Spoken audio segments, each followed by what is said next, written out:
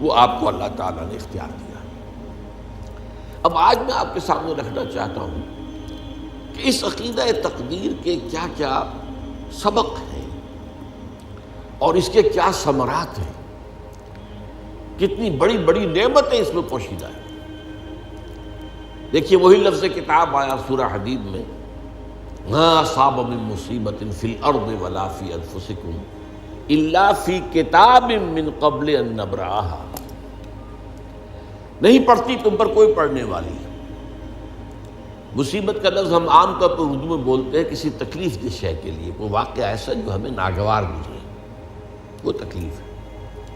لیکن اصابہ یصیبوں میں اصل اعتبار سے جو بھی کچھ آتا ہے اللہ کی طرف سے آتا ہے۔ فراخی آئی ہے تو اللہ کی طرف سے ہے، تنگی آئی ہے تو اللہ کی طرف سے۔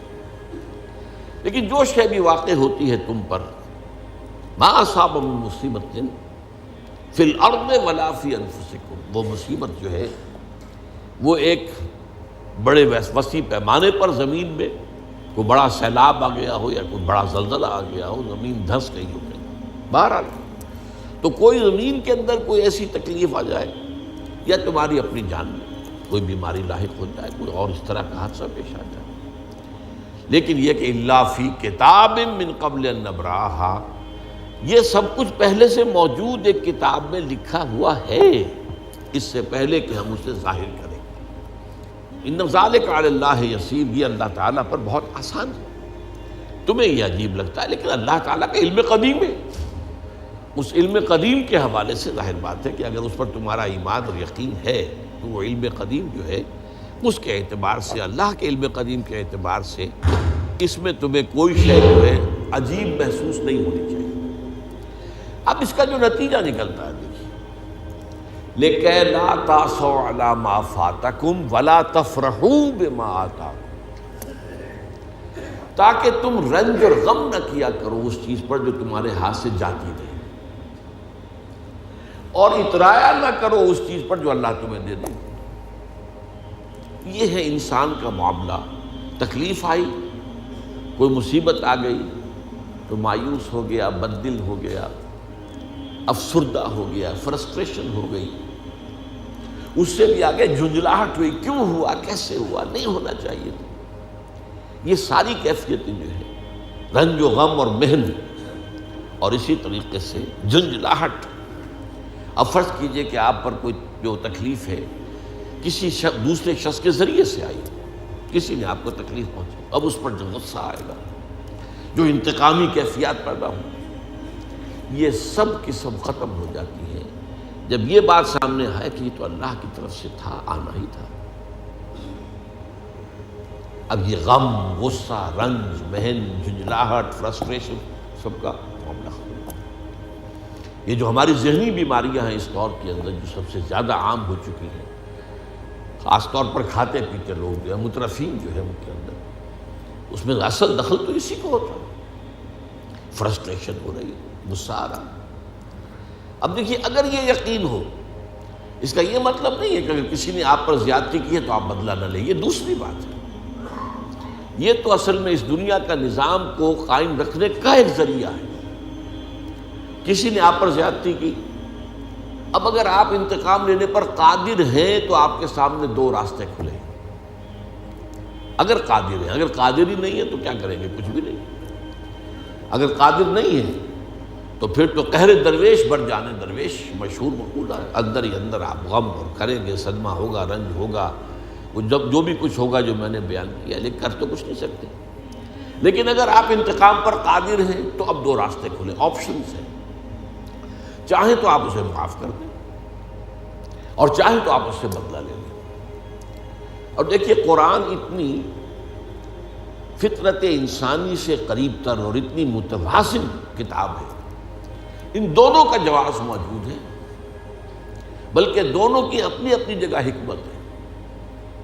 ان تعفوا وتصفحوا وتغفروا، اگر تم معاف کر دو، بخش دو، درگزر سے کام لو، تو ایک مقام پر آیا ہے تو یہ تمہارے لیے ذالک خیر لکم، وہ تمہارے لیے بہتر ہے۔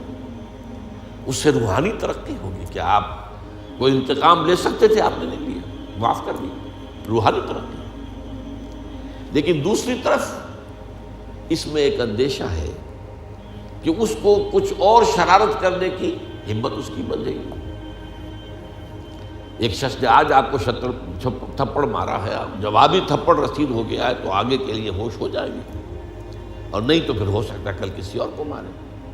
تو یہ قصاص جو ہے، وَلَكُمْ فِي الْقِصَاصِ حَيَاتٌ يَا أُولِي الْأَلْبَابِ، قصاص میں تمہارے لیے زندگی ہے، اس لیے کہ نظام جو ہے دنیا کا وہ قصاص کے بغیر نہیں چلے گا۔ اس قصاصی کا ایک نظام جو ہے نا، جو ہم نے قائم کیا اپنے طور پر، یہ پولیس کس لیے ہے اور جیلیں کس لیے ہیں اور پھانسی کے تختے کس لیے ہیں، یہ سب اسی لیے تو ہے کہ اگر یہ نہ ہو تو جو بدمعاش اور شریر اور غنڈے ہیں، ہم ان کی تو گویا کہ اب یہ دوسری بات ہے کہ ہمارے ہاں کرپشن کی وجہ سے یہ چیزیں اتنی مؤثر نہیں رہی ہیں، لیکن بہرحال نظام تو اسی لیے بنایا گیا نا، ہر دنیا کی ہر جگہ پر یہ نظام موجود ہے۔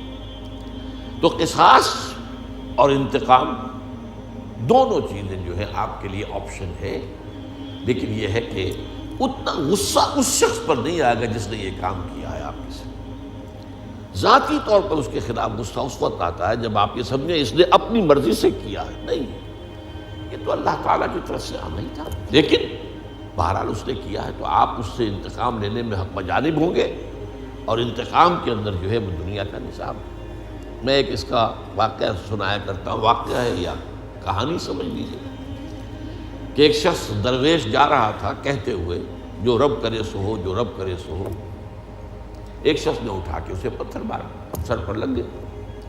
اس نے پلٹ کر دیکھا، اب اس نے یہ کہا پتھر مارنے والے نے، جو رب کرے سو ہو، مجھے کیا دیکھ رہے ہو؟ تو اس درویش نے کہا کہ مجھے تو پتھر لگا ہے اللہ کے مارنے سے، لیکن میں دیکھ رہا تھا بیچ میں منہ کالا کس کا ہو گیا؟ تم نے اپنے لیے جو ہے جو بھی کسب کیا ہے، کمائی کی ہے، وہ میں دیکھ رہا ہوں کہ وہ کون ہے کہ جس نے اپنے لیے یہ اللہ کا غصہ، اخلاق کا عذاب کمایا ہے۔ باقی ہے کہ اللہ چاہتا تو تم لاکھ کوشش کرتے وہ پتھر مجھے نہ لگتا، تمہارا نشانہ خطا ہو جاتا، تو مجھے لگا ہے اللہ کے فیصلے سے، یہ میں مانتا ہوں۔ لیکن یہ کہ بہرحال درمیان میں کوئی شخص کوئی ذریعہ بن گیا ہے، تو اس کے بارے میں نے آپ سے عرض کیا کہ اس دنیا کے اندر یہ تقدیر جو ہے آپ کو سکون دیتی ہے، اسی طریقے سے خوف سے نجات دلاتی ہے۔ کوئی چیز پیش نہیں آ سکتی جب تک کہ اللہ کا اذن نہ ہو۔ چنانچہ سورہ توبہ میں جو میں نے آج آپ کو سنائی کہ انتہائی شدید ناموافق حالات تھے، شدید گرمی کا موسم تھا، جبکہ حضور نے غزوہ تبوک کا ارادہ کیا اور اعلان کر دیا کہ ہم جا رہے ہیں سلطنت روما کے ساتھ ٹکراؤ کے لیے، ورنہ اس سے پہلے کبھی آپ نے اعلان عام نہیں کیا تھا، اور نفیر عام کہ تمام مسلمان چلے۔ چنانچہ آپ کی حیات دنیاوی کا سب سے بڑا لشکر 30,000 کا لشکر تھا کہ جو آپ کے جلو میں تھا۔ صورت کیا تھی کہ قحط کا عالم تھا، اب کھجور کی فصل تیار تھی، اور اگر سب لوگ چلے جائیں تو اتارے گا کون فصل، اور فصل تو خراب ہو جائے گی، درختوں کے اوپر گل سڑ جائے گی۔ ظاہر بات ہے کہ یہ عورتوں کے کرنے کا کام تو نہیں، کھجور کے اوپر سے درخت کے اوپر چڑھ کر فصل اتارنا آسان کام تو نہیں۔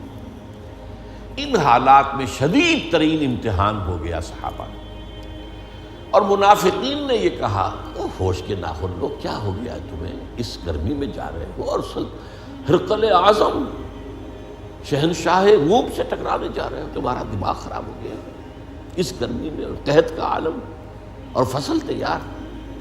تو اس کا جواب دلوایا، قل، اے مسلمانوں تم ان سے کہو، لن یصیبنا الا ما کتب اللہ لنا هو مولانا